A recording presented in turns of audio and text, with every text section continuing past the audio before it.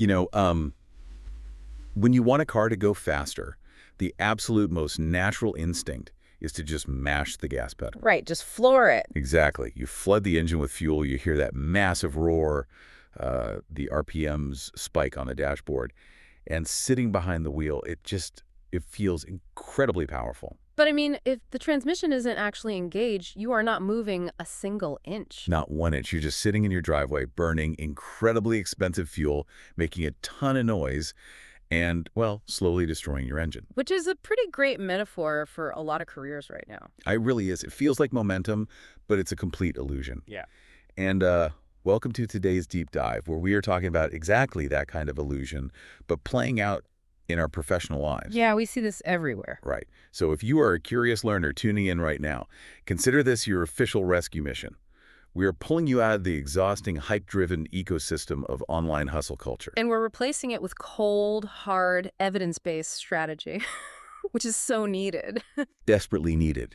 To do this, we're digging into a really, really practical chapter from the book Hustle Smarter, Not Harder. Specifically, the excerpt titled, Why Most Hustle Advice is Garbage. It's such a bold title, but it's true. It really is an illusion for so many people. Oh, totally. And the core premise we're working from today is something we all desperately need to hear. The vast majority of people selling you hustle advice make their money from selling the advice, not from the actual hustle they're preaching about.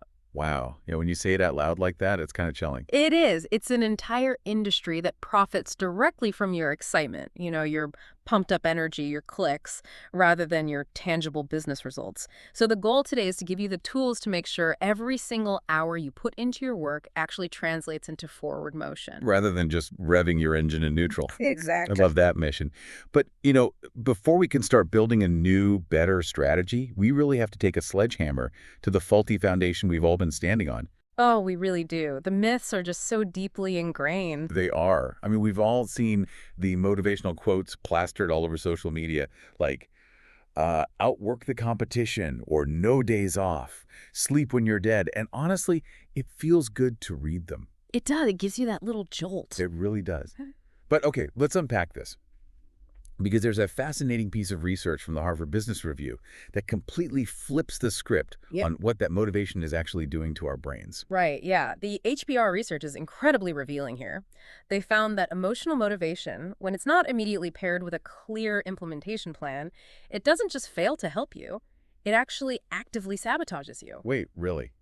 Actively sabotages? Yes. It leads to significantly lower follow-through rates.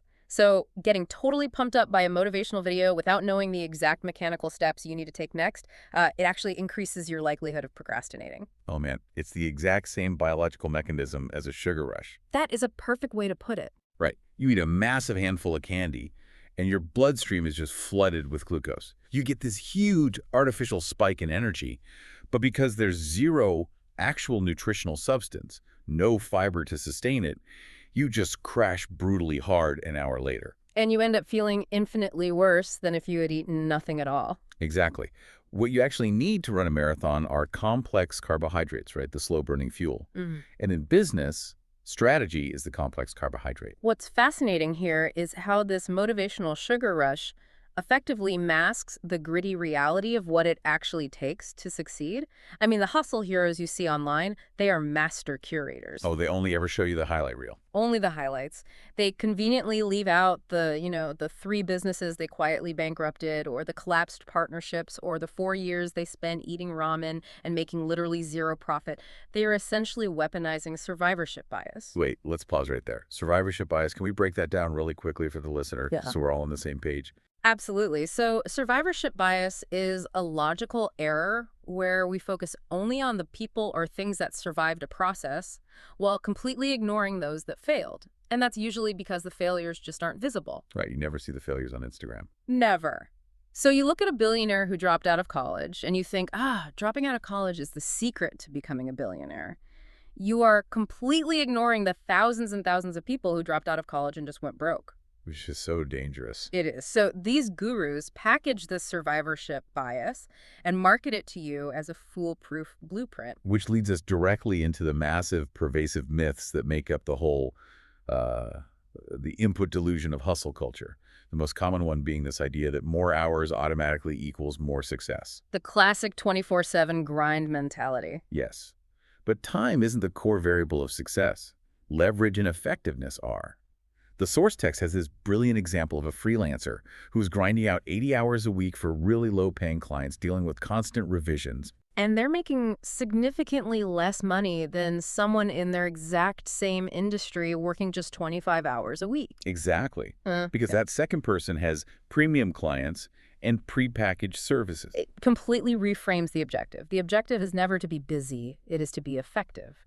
But then we run into the second part of that input delusion, which is the idea that passion is all you need. You hear it constantly like, follow your passion and the money will follow. I have to play devil's advocate here, though. Okay, go for it. Isn't passion fundamentally necessary? Like if you're building something from scratch, it's going to be brutally hard. If you don't have passion for it, won't you just quit at the very first sign of friction? It's a great point, and passion is a fantastic fuel source. But passion without market demand is just an expensive hobby with delusions of grandeur. Ouch.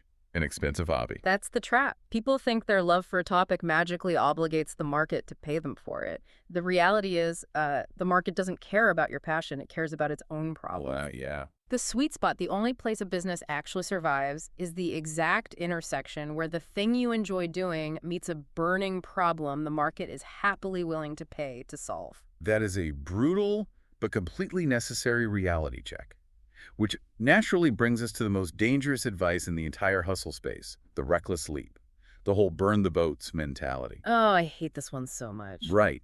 The idea that if you don't go all in immediately and quit your job, you just aren't serious about your dreams. This is where bad advice crosses the line into actual financial negligence.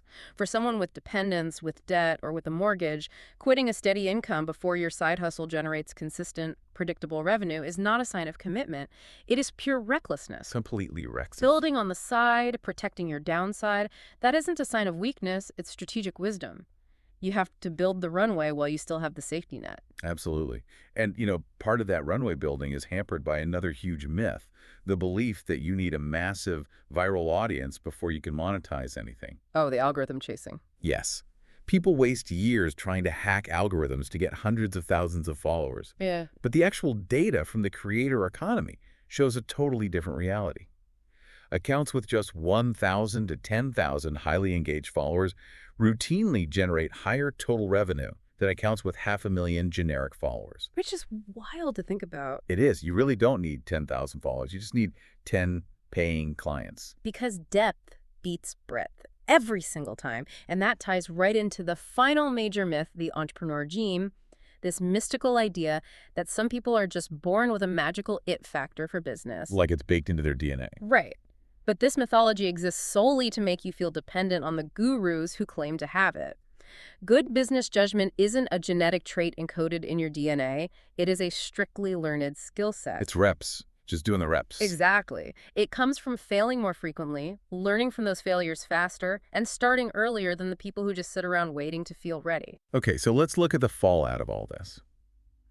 If we are constantly fed these myths, and we are completely hyped up on the empty motivation of the sugar rush, what do we actually do with our time? That's the million-dollar question. Right. If we aren't grinding 24/7, what's happening? Well, we fall into what is known as the action-faking phenomenon. Which brings up a really critical question for everyone listening right now. How many of us are actively confusing learning with doing? Oh, that stings. Consuming business content triggers a massive dopamine release because it feels incredibly productive. You finish reading a 300-page business book, or you binge a series of tutorials, and your brain rewards you as if you just launched a company. But you haven't. No. All you have done is passively receive information, and information possesses exactly zero value until it is actively applied. There's this case study in the text that I think is going to hit a little too close to home for a lot of people. It's about a woman named Fatima. Oh yeah, the Fatima story is so common. So for 8 straight months, Fatima was the model student. She followed 23 different business podcasts, she bought and completed 3 online courses, and she subscribed to 2 major YouTube channels. She was putting in the hours. She had notebooks full of strategies, and her total revenue generated after 8 months of this, $0. Not a single cent. She was trapped in the illusion of momentum, revving in neutral. Right. But wait, I have to ask you this. Is listening to this very deep dive a trap for you, the listener? Hmm. Like, are we literally contributing to your action faking right now by providing this analysis? It's a completely fair question. And honestly, if you listen to this, nod your head, and then immediately click on another video about productivity, then yes, absolutely, we are part of the trap. Oof. Okay, so how do we fix it? The fix is adopting the golden rule of consumption. The most successful operators consume just enough information to inform their very next physical action, and then they stop consuming and they execute. Just enough for the next step. Exactly. Information has a short half-life, execution is immediate. And that's exactly how Fatima broke out of it.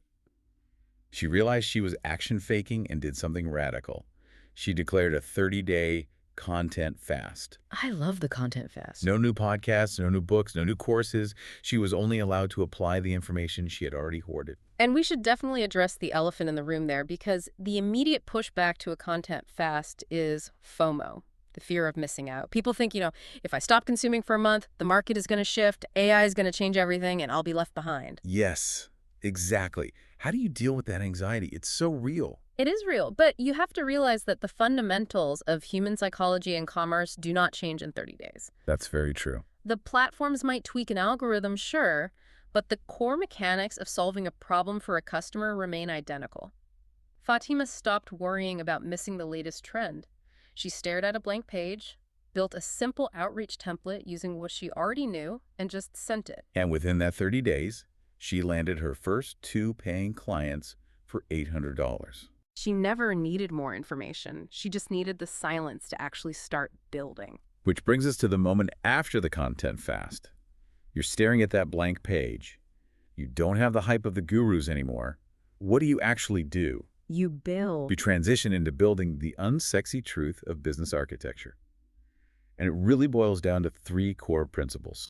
First, clarity before activity. You need to know exactly what you're offering, exactly who it's for, and precisely what success looks like 90 days from today. Because vague intentions always produce vague results. Second principle, systems before willpower. This one is vital because willpower is a rapidly depleting resource.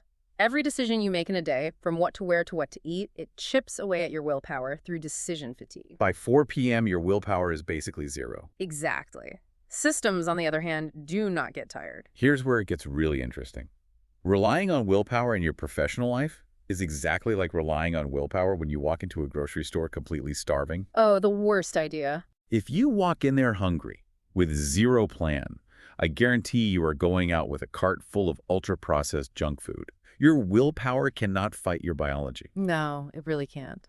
But if you walk in with a strict, pre-written shopping list, that list is your system. You just follow the list. It entirely removes the decision-making process. It doesn't matter how hungry you are, the system guides the behavior. That is a perfect analogy. In your work, your workflows, your email templates, your automated scheduling links, your recurring calendar blocks, those are your shopping lists. They act as guardrails. Right. They keep you on track. They ensure that work gets done even on the days your motivation takes a complete nosedive. The goal is to build a business that functions on your worst day, not just your best. And the third principle is feedback over assumptions. The absolute most dangerous place to operate a business is inside your own head. Oh, 100%. You can spend 6 months perfecting a product in total isolation, only to realize nobody wants it. You have to test fast, measure honestly, and listen to the market, because the customer is always right about what they're willing to open their wallet for. And all 3 of these principles come together to create the real hustle formula. Clarity plus consistency plus iteration equals results. And notice what variables are explicitly missing from that formula. Right. There is no passion variable. There is no go viral variable. There is no work 100 hours variable. It is highly mechanical. Which also makes it incredibly forgiving. It shatters the toxic myth that successful people are relentless robots who never make excuses. Successful people are human. They make excuses all the time. The difference is their systems carry the load when their mindset fails. Okay, so principles and formulas are great to talk about. But how do you, the listener, actively apply this to your own messy, chaotic reality? To do that, you need a diagnostic tool. 2 tools, actually. The first is for maintenance, the 10-minute weekly review. It is deceptively simple, but the compounding effect is massive. How does it work? Every single Sunday, you sit down and answer 3 questions. What worked this week? What didn't work? And what is my single most important move for next week? Just 3 questions. That's it. If you log those answers in a simple document for 90 days, you stop operating on vibes.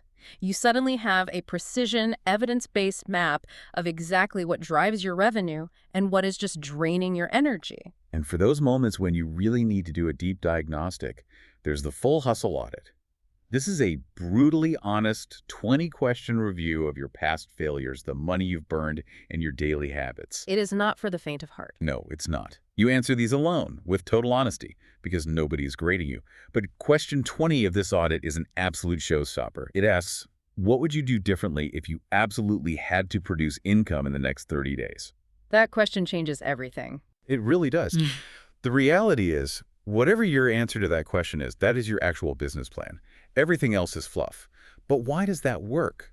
Why does a hypothetical 30-day constraint suddenly clear away 6 months of analysis paralysis? It comes down to survival psychology and Parkinson's law, which states that work expands to fill the time allotted for its completion. Right. If you have a week to do a task, it takes a week. Exactly. When you have infinite time, your brain stays comfortable in the prefrontal cortex analyzing endless possibilities. You tinker with your logo fonts, you rebuild your website for the 4th time, and you pretend you're working. Action faking again. Precisely. But when you introduce a 30-day survival constraint, you activate a more primal part of the brain. It ruthlessly forces prioritization. It immediately discards anything that does not directly lead to revenue. It forces you to stop preparing to start and actually start. It is the ultimate BS detector for your own excuses. It really is. So, you take the audit, you get brutally honest. What do the answers actually mean? This brings us to the final and undoubtedly the most confronting part of our deep dive, facing the math. Yeah, when you review enough of these audits, very clear behavioral patterns emerge. And once you identify the pattern, you can apply the mechanical fix. Let's look at a few common ones. Okay. So if your pattern is, I always start strong, but I completely lose steam by week 3, the root cause is that you are motivation dependent. You are relying on the sugar rush we talked about. So what's the fix? The mechanical fix is to define a minimum viable action, an MVA. What is the absolute smallest, easiest version of the habit you can do every day to keep the chain unbroken, even when you're exhausted? Oh, I like that. Another incredibly common pattern. I have amazing ideas, I outline them, but I never actually launch them. Very common. The diagnosis there isn't laziness. It's perfectionism driven by a fear of judgment. And the fix for this is brilliantly aggressive. You set a hard, public launch date exactly 21 days from today.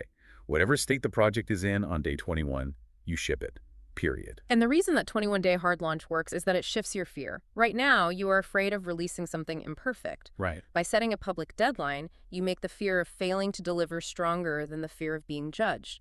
It overrides the perfectionism loop. Wow. Okay, what about this pattern? I have no problem getting customers, but I'm exhausted and I can't seem to make it profitable. The root cause here is almost universally a combination of underpricing and scope creep. Scope creep meaning when a client asks for just one more little revision, and suddenly a 2-hour project turns into a 6-hour project, but you're still getting paid the exact same flat rate. Exactly. The boundaries just dissolve. And the recommended fix for this is surgical. Calculate your true hourly rate, immediately raise your prices by 20%, and politely but firmly fire the bottom 20% of your most demanding, lowest paying clients. Because they take up 80% of your psychological energy. Always. So what does this all mean in practice? It brings us to the ultimate reality check, the honest hours calculation. The math here is terrifying, but completely essential to growth. It is the only metric that matters. To find your true hourly rate, you take your total revenue earned in a month, and you divide it by the total hours invested. And I mean total, not just the hours you were sitting on a Zoom call actively coaching a client. Every counts. It must include the 3 hours you spent watching a tutorial on how to use new invoicing software. It includes the time spent formatting documents, doing bookkeeping, scrolling social media for research. The example we have here is incredibly sobering. Imagine you are a freelancer and you made $400 last month from a client. You think back and say, well, I only did about 12 hours of actual client delivery work. You feel great. That's over $33 an hour. But when you force yourself to be honest and look at the whole picture, You add the 8 hours you spent learning a new design tool, the 6 hours of back and forth email admin, and the 4 hours you spent marketing to get that client in the first place. Yeah. You didn't work 12 hours. You worked 30 hours. Oh, man. Your true hourly rate isn't $33 an hour. It is $13.33 an hour. Oh, it hurts to hear that out loud. Yeah. Because it is so easy for us to lie to ourselves. I've done it. We all have. We conveniently ignore the admin hours because they aren't billable. But they are hours of your life spent on the business. When you do the math and see $13.33 an hour staring back at you, it shatters the illusion of momentum. But that shattering is a good thing, because that true hourly rate is the single most honest, ungameable gauge of whether your strategy is actually improving. It's the only truth. Everything else, your follower count, the volume of content you post, your general feeling of being quote-unquote busy all day, that is all just secondary noise. If your true hourly rate isn't slowly trending upward, you are not hustling smarter. You're just spinning the tires. We have covered a massive amount of ground today. We started by tearing down the dopamine-driven motivational noise and the 5 massive lies of the input delusion. And we diagnosed the trap of action faking and explored the power of going on a strict content fast to force execution. We rebuilt the foundation with the unsexy truth, prioritizing ruthless clarity, building systems that act as guardrails for your worst days, and utilizing constraints like the 30-day survival question to bypass analysis paralysis. And finally, we faced the brutal but completely necessary math of the honest hours calculation. Now, before we sign off, I want to leave you with one final provocative thought to mull over. It builds on a very powerful concept from the text. You already have what someone else desperately needs. The only question is whether you'll package it. It's a complete paradigm shift. It really is. My challenge to you is to take a hard look at your current existing skill set. What is something that you do so naturally, so effortlessly in your day job or your daily life that you assume it has absolute zero market value? Because it's easy for you. Right. The ultimate irony of this exhausting hustle culture is that people run themselves into the ground trying to build completely new, complex skills from scratch just to fit whatever the current trend is. Which is exhausting. Meanwhile, your greatest unfair advantage, and honestly, the absolute easiest path to landing your first 10 paying clients, is highly likely to be a boring skill you already possess. You just haven't packaged it for someone else's convenience yet. The value is already inside the building. You just need the clarity to recognize it and the system to deliver it. Exactly. So think back to that car in the driveway we talked about at the very beginning. It is time to stop mashing the gas pedal while you're sitting in neutral. Stop making noise just for the sake of feeling powerful. Take the audit, engage the transmission, and go make your next hour actually count. Thanks for joining us on this deep dive. Grab a pen and get to work.